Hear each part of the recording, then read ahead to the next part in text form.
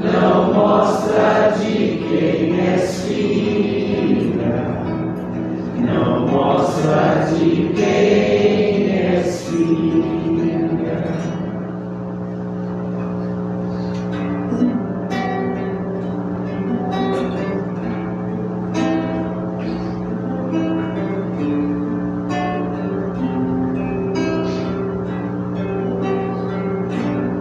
Pai nosso que estás no céu, santificado seja o vosso nome. Venha a nós o vosso reino, seja feita a vossa vontade, assim na terra como no céu, assim na terra como no céu. O pão nosso de cada dia dai-nos hoje, ó Senhor. Perdoai as nossas dívidas, assim como perdoamos aos nossos devedores. Não deixeis cair em tentação, mas livrai-nos de todo o mal. Não deixeis cair em tentação, mas livrai-nos de todo o mal.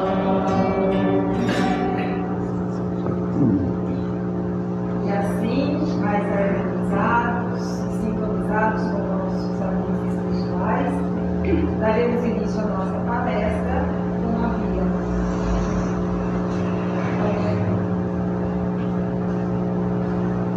Então, boa noite a todos, boa noite oficial, né?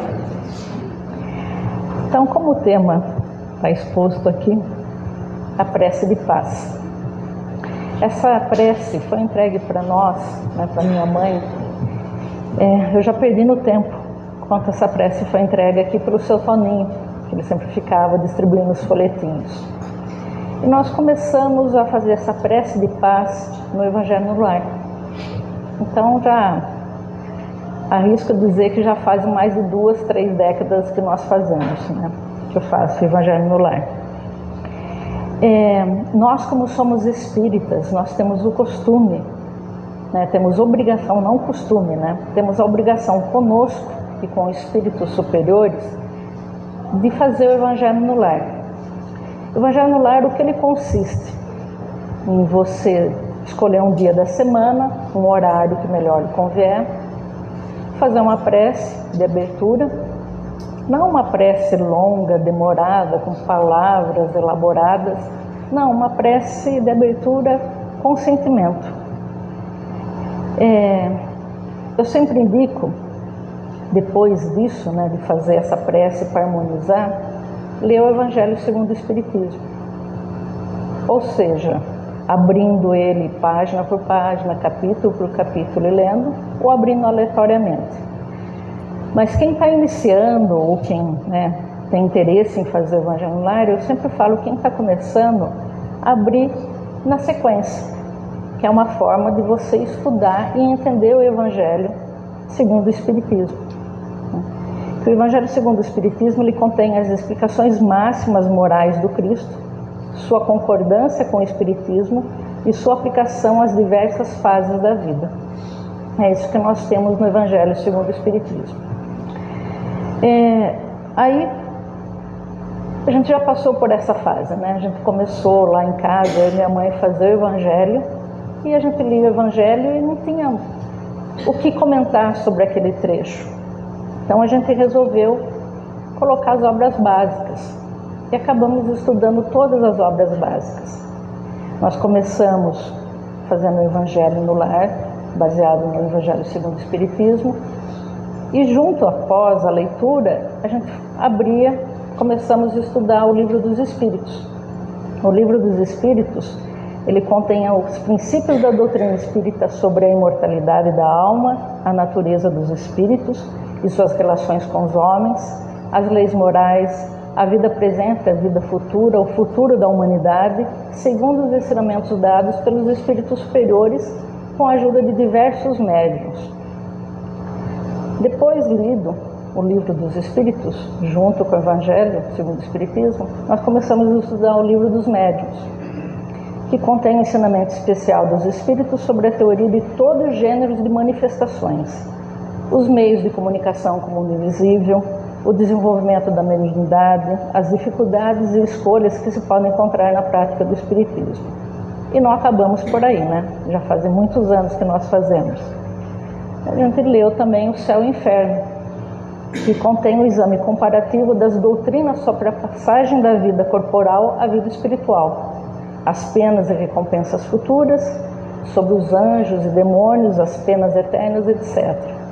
E a Gênese, que trata dos milagres e predições segundo o Espiritismo, prova a grandeza de Deus e seu poder pela imutabilidade das leis e não pela suspensão delas.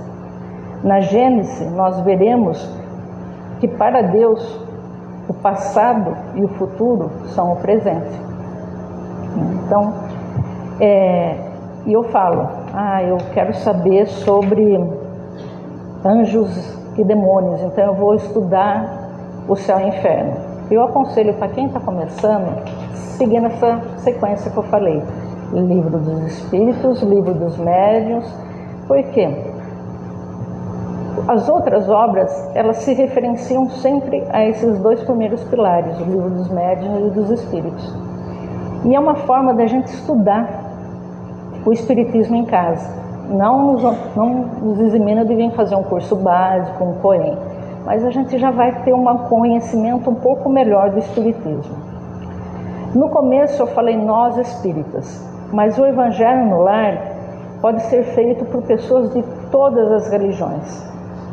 Nós citamos o Evangelho segundo o Espiritismo, mas todas as religiões podem fazer seguindo os livros, a Bíblia, o Novo Testamento, o Velho Testamento, porque o fato de nós orarmos em casa, agradecendo o que temos, a proteção que temos, pedindo força para as nossas provas, e estudando principalmente a Palavra de Deus, ele nos traz diversos benefícios. E eu vou citar alguns. A harmonia, não funcionou.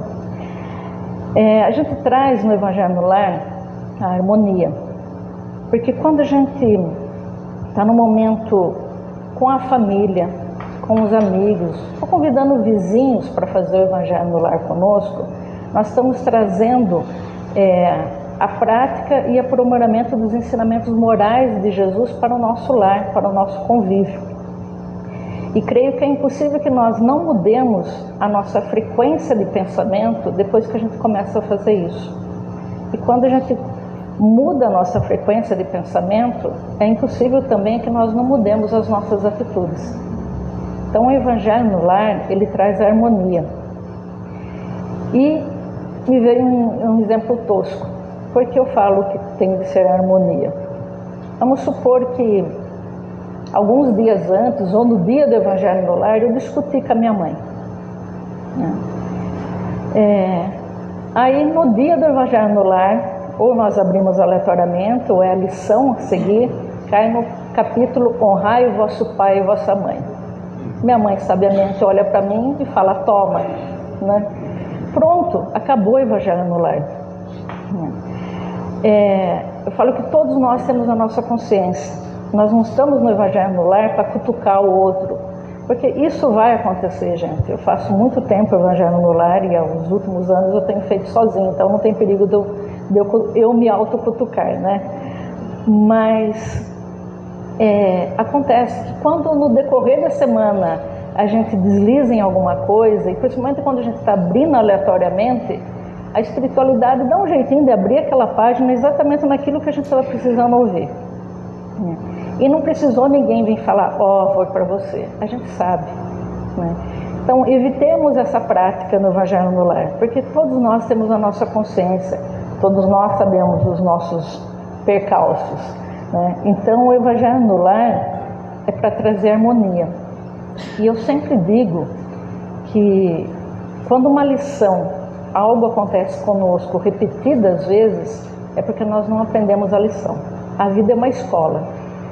Como uma escola, quando eu aprendo alguma coisa, eu passo de ano. Quando eu não aprendo, eu reprovo e eu vou rever aquela matéria. A vida é a mesma coisa. Quando algo me acontece repetidas vezes, eu sempre dou alerta. É porque a gente não aprendeu essa lição correta. Segunda coisa que o Evangelho no Lar nos traz, a disciplina.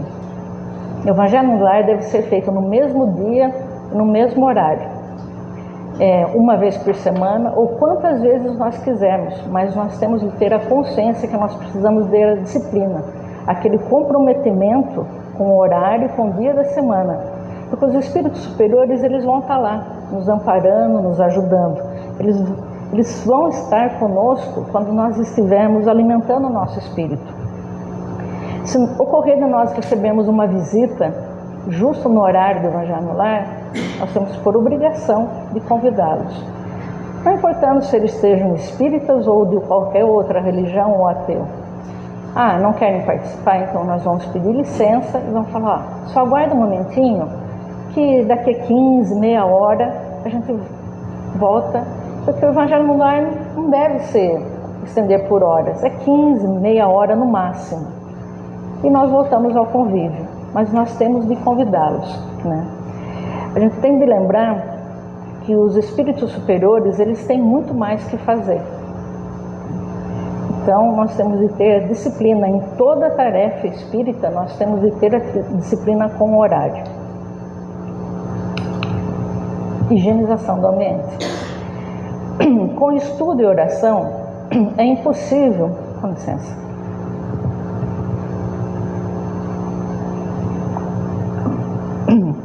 Com estudo e oração é impossível, é possível higienizar o lar por meio de pensamentos e sentimentos elevados, além de favorecer a influência dos espíritos superiores. Os espíritos protetores terão condições de ali se reunirem para ajudar espíritos de conduta inferior que estejam ou no lar, ou nas proximidades, ou espíritos que estão necessitando de auxílio. Porque quando nós fazemos o Evangelho no Lar da forma correta, com sentimento, pedindo proteção, a espiritualidade, ela vai utilizar aquele momento para amparar a todos. Não só trazer proteção e harmonia para o lar, mas proteger e amparar os espíritos necessitados. Eu não estou falando com isso que no Evangelho no lar, vai ter manifestação de espíritos. Não estou falando isso. Eu estou falando que os espíritos superiores vão utilizar dos nossos sentimentos elevados, do nosso momento de oração, para amparar e proteger o espírito necessitado. Mas como? A partir do momento que eu elevo o meu pensamento a Deus, que eu me disponibilizo, que eu estou agradecendo pela semana que eu tive, pela semana que eu vou ter, pela proteção dada a todos que me cercam, eu estou emanando amor e gratidão. Esses fluidos, que nós podemos chamar de fluido animal, magnético ou vital, o nome que nós dermos, vai ser um instrumento de trabalho dos espíritos superiores para auxiliar quem necessita. Um dia, uma amiga nossa nos deu um exemplo e eu utilizo ele agora. Vamos supor, eu faço todo domingo, às 9h30 da manhã, o Evangelho no Lar, como muitas pessoas aqui, e muitas pessoas em Piracicaba ou no mundo. Aconteceu um acidente aqui em Piracicaba muito grave. Há vítimas fatais, há vítimas feridas, e nós sabemos que os espíritos superiores, eles vão estar lá amparando essas pessoas. Quando há o desencarne, todos nós temos a nossa proteção. O que vai acontecer? Vai estar aquela confusão, vai estar o espírito vai estar necessitado de auxílio e eles vão precisar do quê? Fluido magnético, fluido animal, fluido vital, o nome que nós dermos. Aí eles vão saber, opa, a Bia, domingo 9h30, ela está em oração. A Maria também, o José também, o Guilherme também. Eles vão nos nossos lares e vão retirar esse fluido para poder socorrer de forma mais correta, mais amorosa, aqueles espíritos que estão necessitando, as vítimas fatais, as vítimas que estão acidentadas, dando a eles auxílio. Então, vejam a importância de nós fazermos o Evangelho no lar. Outro ponto que nós sempre citamos no Evangelho no lar é colocar uma água para ser fluidificada. Durante o estudo e oração, que vai ser fluidificada pelos espíritos superiores. Ele é um remédio espiritual que beneficia a todos. A água fluidificada, ela não traz a cura de todos os males, mas ela ajuda a equilibrar o nosso físico e espiritual. Falando sobre tudo isso, então vamos falar agora sobre o tema, que é a prece de paz. Como eu falei, essa prece foi entregue para nós, há muitos anos atrás, e ela foi recebida pelo médium Francisco Cândido Xavier, foi ditada pelo Espírito de Emmanuel, uma reunião no dia 2 de janeiro de 1980, no Grupo Espírita da Prece, em Uberaba, Minas Gerais. E ela começa assim: Senhor Jesus. Essa prece se inicia suplicando a Jesus, o Espírito mais iluminado que já pisou nesse planeta Terra, que nos atenda em nossa súplica. Ele mesmo, sabendo que o que aconteceria com ele, não hesitou nenhum momento na sua missão, que era o melhor, que é trazer a paz, o respeito e o amor a todos nós, a todos os seres vivos e ao nosso planeta. Por que citei o nosso planeta? Porque nós não podemos esquecer que nós temos de respeitar o meio ambiente, o ecossistema que nós vivemos. Em teu amor infinito, concede-nos a tua paz. Sabemos o amor de Jesus por nós. Ele que foi sacrificado por ser um exemplo de amor, de respeito e de moral a todos. E quando me refiro a moral, eu sempre gosto de lembrar.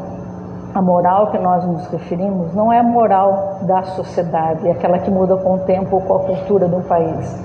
É a moral cristã, de amar a Deus sobre todas as coisas e amar ao próximo como a si mesmo. Pedimos a Jesus a sua paz, que deu a ele a serenidade e o discernimento que teve nos momentos difíceis da sua passagem pela terra. Aquela paz que fortalece, a paz que nos dá resignação em momentos difíceis e pesados que todos nós passamos. Ensina-nos a viver e a servir em paz. Pedimos que Jesus nos ensine a viver e a servir em paz. Repito, Jesus deixou claro que temos que amar ao próximo como a nós mesmos. E ele impôs de forma sutil que antes de amar ao próximo, nós nos amássemos. E o que significa nos amar? Significa nos respeitar, nos darmos a devida atenção, não de uma forma egoísta, mas num autoconhecimento.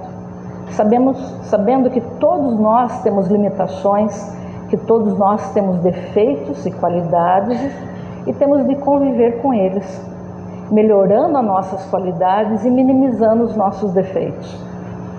Enfim, sabendo o nosso limite, e ao saber o nosso limite, evoluiremos, pois nos tornaremos pessoas com maior sensatez nos atos, nas palavras e, antes de tudo, nos pensamentos. É dessa forma que nós saberemos amar ao próximo como a nós mesmos, pois saberemos que todos nós temos as nossas limitações e nós vamos ter que respeitá-los, sabendo que cada um, todos nós estamos numa estrada evolutiva, mas cada um num trecho dessa estrada. Conserva-nos os corações no caminho da paz. Continuamos a pedir a Jesus que, além de dar a paz, ensinarmos a viver e servir em paz, que a paz tenha abrigo seguro em nossos corações. Todos nós temos as nossas atribulações na vida, que nos tiram sono. Mas se conseguirmos conservar a paz de Jesus em nossos corações, teremos a submissão nos acontecimentos da vida, não aquela submissão, não, sabemos que aquilo tinha de acontecer e que nós temos força e a coragem de passar por aquilo. E que são fases, e que na maioria das vezes essas provações são escolhas das nossas vidas passadas ou desta vida também. Dessa forma, a paz que pedimos a Jesus se tornará a coragem, a fé, a força e a resignação para enfrentarmos os percalços do caminho. Auxilia-nos a compreendermos uns aos outros no clima da paz. Se nós aprendemos a nos amar, como já foi dito, sabendo as nossas qualidades e defeitos, nos respeitando e atentos a nós, teremos a consciência de sermos respeitosos com todos aqueles que nos cercam, com opiniões diferentes, com os espaços dos demais, estaremos atentos à necessidade do próximo e saberemos que não importa a ideologia política, de gênero ou qualquer outra, todos nós somos filhos do mesmo Pai. É um Pai amoroso que vai dar a mesma oportunidade a todos de evoluir e nos ampara em nossas escolhas, e a importância de amar ao próximo, respeitá-los como a nós mesmos. Hoje, quando eu desrespeito alguém, eu me desrespeito, eu desrespeito a Deus e ao sacrifício que Jesus fez por nós.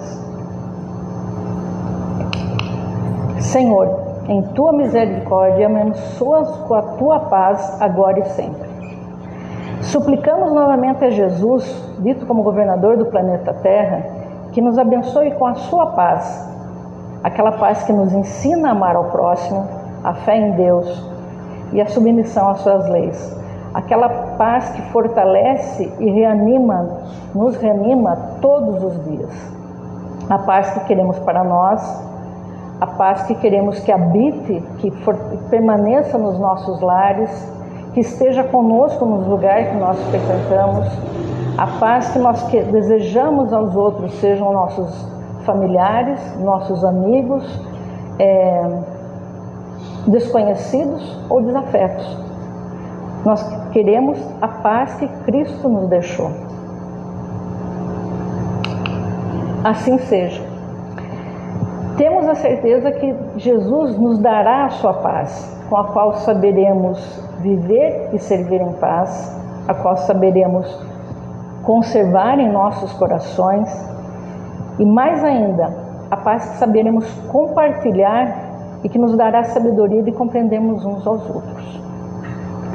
Então, como nós estamos com a prece de paz aí na tela, eu pediria, se possível, se todos nós pudéssemos fazer a prece de paz juntos. Vocês me acompanham? Senhor Jesus, em Teu amor infinito, concede-nos a Tua paz. Ensina-nos a viver e a servir em paz. Conserva-nos os corações no caminho da paz. Auxilia-nos a vivermos uns aos outros no clima da paz.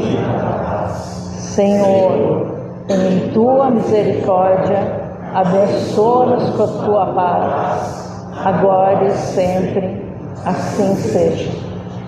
Eu agradeço a casa, agradeço a todos vocês a oportunidade de estar aqui mais uma vez conversando com vocês. Obrigada, gente.